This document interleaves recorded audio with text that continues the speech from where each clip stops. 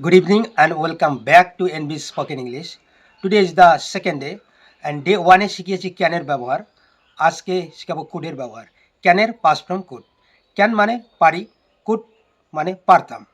Could অনেকভাবেই ব্যবহার হয়। কুড প্রশ্ন বা জিজ্ঞাসা করতে পোলাইট ফর্ম হিসেবে ব্যবহার হয় এবং সৌজন্যতা বোধ দেখাতেও ব্যবহার হয়। কিন্তু এখন যেটা শেখাচ্ছি এটা কুড মানে পারতাম। ফর এক্সাম্পল, আমি পারতাম, আই কুড। তুমি পারতে, ইউ কুড। আমি যেতে পারতাম, আই কুড গো।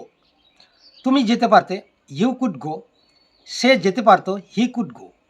আমি দেখতে পারতাম, আই কুড সি। সে দেখতে পারত, হি কুড সি। তুমি দেখতে পারতে, ইউ কুড সি।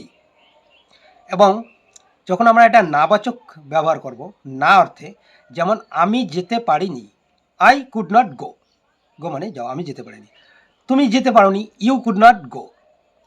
আমি বুঝতে পারিনি, বুঝতে পারা মানে understand, I could not understand. তুমি বুঝতে পারোনি, ইউ কুড নট আন্ডারস্ট্যান্ড। এভাবে অনেক সেন্টেন্স বানাতে হবে এবং প্র্যাকটিস করতে হবে।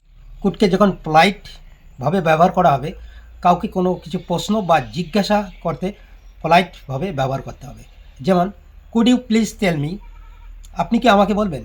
Could you please tell me where is Baramaricha. Baramaricha কোথায়? Could you please tell me where is the hospital.